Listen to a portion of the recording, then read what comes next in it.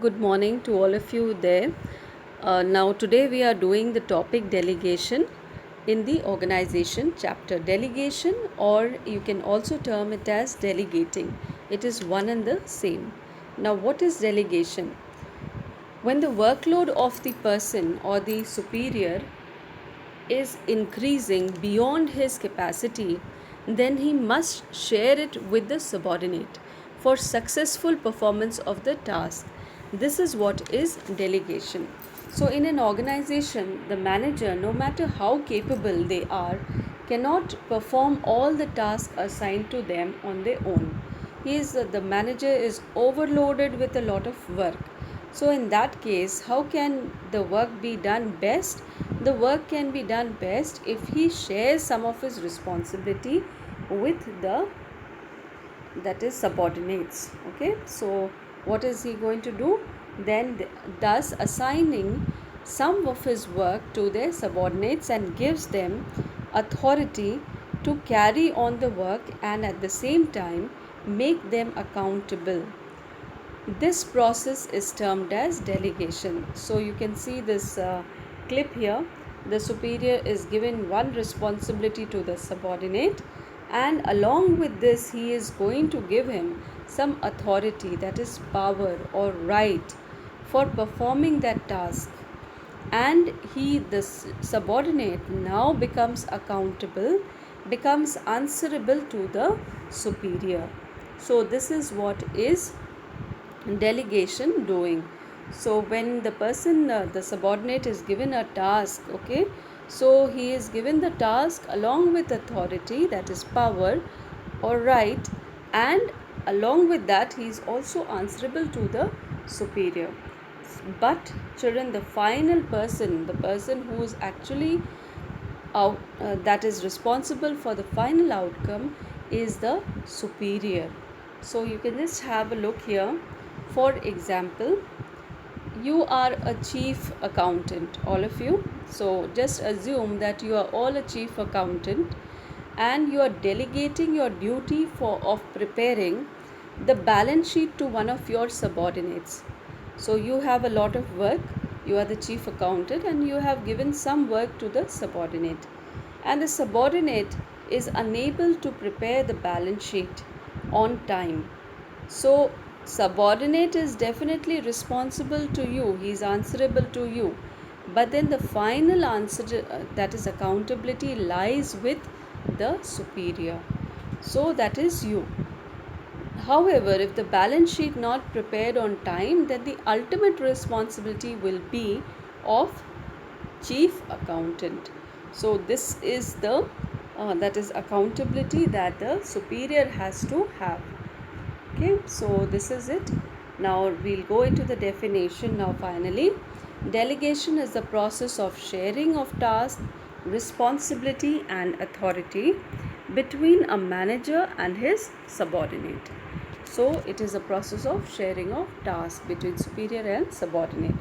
Now what are the elements of delegation? There are three elements of delegation, children: responsibility, authority and accountability. Now what is responsibility? Being responsible. What is the meaning of responsibility? Let us see. It is the obligation, that is, a person is bound by a course of action to perform the task, functions or assignment. Responsibility is an obligation to perform certain functions, achieve certain results. So when the superior is giving a task to the subordinate, it becomes his obligation. The subordinate becomes bound by the task that has been given to him to perform the task properly and achieve the result. So this is what is responsibility. It is the obligation to perform the task, functions or assignments. So here let us see what is it all about now in details. Responsibility is the obligation of a subordinate to complete the task assigned to him properly. So whose responsibility is it? It is the subordinate's responsibility towards the superior. Now, when the superior is giving the responsibility to the subordinate, he should give the subordinate some authority as well. Now, what is authority? Some right, some power. Okay? If he is not giving the rights and power and only giving responsibility, this leads to discontentment, dissatisfaction among the employee. The person is getting a job, he is getting a work to be done, but he is not getting certain rights, so he is dissatisfied and the work is not going to be performed properly. On the other hand, supposing the superior is very happy with the subordinate and he gives authority to him, that is power, right to him, without giving responsibility. So, what will be the subordinate's reaction?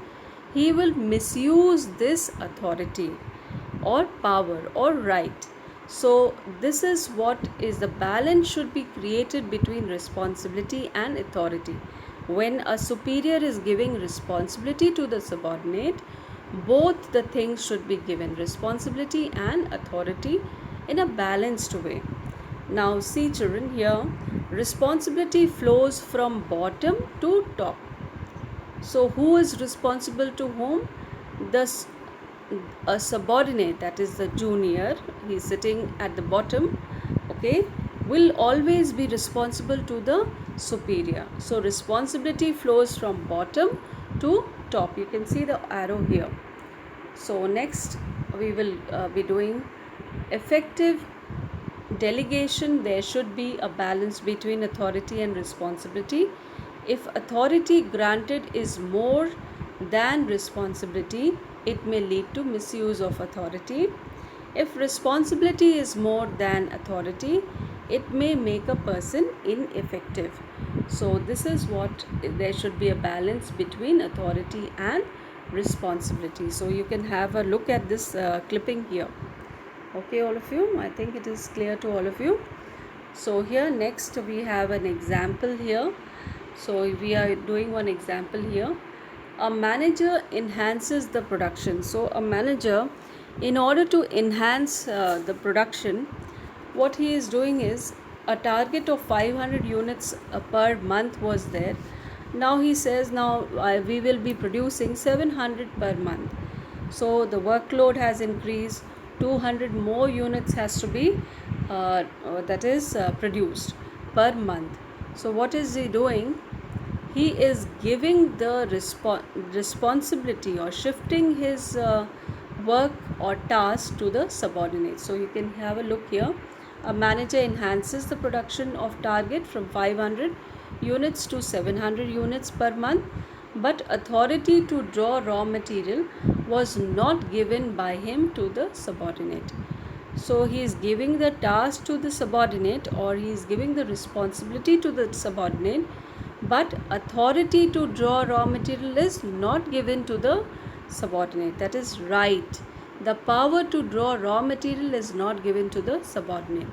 So, will the work be performed properly?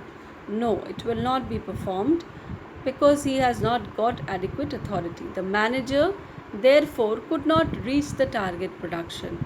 So, who is responsible? I think you got the answer here. Definitely, the manager is responsible, as with authority, with responsibility, he has not shared the authority. So, as responsibility is more than the authority. So, this is the reason why the work has not been performed properly. So, this is it, all of you. So, I think it is clear to all of you what is the relationship between authority and responsibility. So, there should be a balance. The manager should always, the superior should always strike a balance between the two, and when he is giving the responsibility to the subordinate. The next thing that we are having is, what is authority? Okay, so we'll just define what is authority. Again and again I'm telling you what is authority. That is the right and power, all that thing. So you can see here, authority refers to the power and right of an individual to use allocate the resources efficiently, to take decisions and to give orders so as to achieve the objective of an organization. So this is what is authority, children. So when authority is given, the subordinate gets the power to allocate resources efficiently, take certain decisions on his own, and to give orders to others. He gets this authority. Then only he will be doing the work properly. So authority also refers to the right to take decisions inherent in a managerial position, to tell people what to do and expect them to do it. So it is the right to take decisions inherent in managerial position. Now, how does it flow? Authority flows from the top to the bottom. The a superior has authority over his subordinate. Okay, so that is why it is flowing from the top to the bottom. You can see this. The superior is one individual that you can see the clipping here. So the superior has authority or has the right to give orders to the subordinate. So that is why the arrow is moving down. So you can see authority flows from top to bottom. So superior has authority over his subordinate. So this is it, authority. Okay, so let us see accountability, all of you. So accountability here. So who is accountable, who is answerable is accountability. Accountability implies being answerable for the final outcome. Once authority has been delegated and responsibility accepted by the that is subordinate, one cannot deny accountability. So once the responsibility has been taken, you cannot deny accountability. But the final accountability or answerability will be of the superior, because he was given the task and he has now shared it with the subordinate. So you cannot say not me, their fault, his fault, her fault. No, the work has to be done. Okay, so delegation of authority empowers an employee to act for his superior, but the superior would still be accountable for the outcome. So I am telling you, the delegation of authority happens, but the superior is the actual person who is actually accountable for the outcome. So here authority, here again once more we have a clipping. The power or right to give orders, make decisions and enforce obedience. That is what is authority. Okay, so now let us come to the importance of delegation here. Now children, the first importance of delegation is facilitates growth. So delegation gives an opportunity to the lower level to exhibit their capability and enable the higher level to identify opportunities. So it helps the organization to grow. So here once the person is getting the opportunity to train, delegation works as training technique for employees. So once the people are getting trained through delegation, so there is growth in the organization, because they are assigned with authority, they have to take different decisions. Now when the subordinate is taking different decisions, he is growing along with the organization is also growing. Basis of managerial hierarchy. So delegation establishes superior subordinate relationship, which is the basis of formal organization structure. We have done the formal organization structure, all of you. That is the organization structure that is decided by the management. So once we are using this delegation, it is the basis of managerial hierarchy. So delegation of authority creates superior subordinate relationship which tie various positions in an organization together. So it actually defines the superior and subordinate relationship, and it shall be that is important and continue till the organization is existing. This relationship will be always there. Now next is better coordination. Delegation helps to avoid overlapping of duties, okay, and duplication of effort, as it gives a clear picture of the work being done at various levels. So it provides a clarity in duty to be performed and avoids overlapping. So it is when the person is delegating the power, actually he is giving the power, the person is the superior is giving the subordinate some duties or responsibility, so that is with a clarity, and such clarity helps in developing and maintaining effective coordination amongst the departments, levels and functions of management. So this is better coordination will be established if there is delegation. So that is sharing of power. Okay, so better coordination will be maintained. Now next is importance of delegation. Here, effective management. Now the manager, as I told you, he is always burdened with a lot of work. So when he is giving some of his work or shedding some of his work to the subordinate, so it enables the manager to assign routine works to the subordinate, and he is now in a position to concentrate on broad challenges and opportunities. So the manager is now in a position to see the more important task, that is planning, policy making. He is now concentrating more on those tasks once he gives or shares his tasks with the subordinate. So this is it, effective management is being initiated here. Delegation relieves the manager from heavy workload and enables them to work more efficiently. Next is employee development. So delegation of authority allows manager to develop those skills which will enable them to perform the task completely. So here it provides the subordinates with an opportunity to utilize their talents, skills, and improve their career prospects. Thus, delegation develops future managers.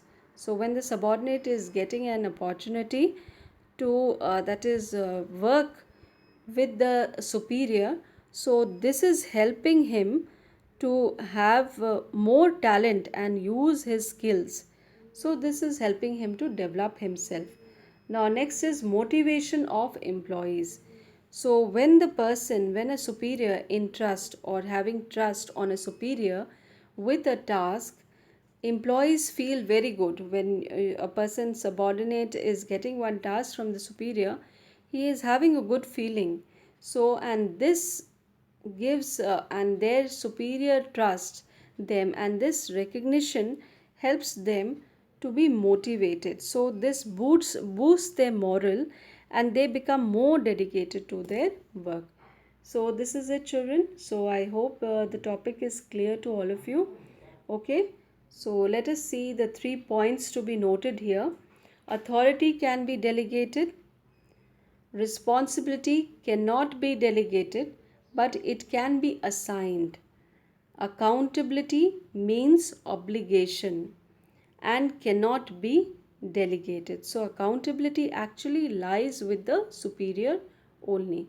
So these 3 points is something you should understand. What can be delegated? The power, the authority, the right can be delegated or shared. Responsibility can be assigned or given, but it cannot be, okay, it cannot be actually delegated. It is the responsibility that lies still with the superior. And accountability means obligation and cannot be delegated. Accountability still lies with the superior. So this is all of you. I hope this topic is clear. The difference between accountability, responsibility, and authority will be done in the last clip that I will be doing. Difference together I will be doing in another clip. Okay, so thank you all of you. Have a nice day. Stay home, stay safe, all of you.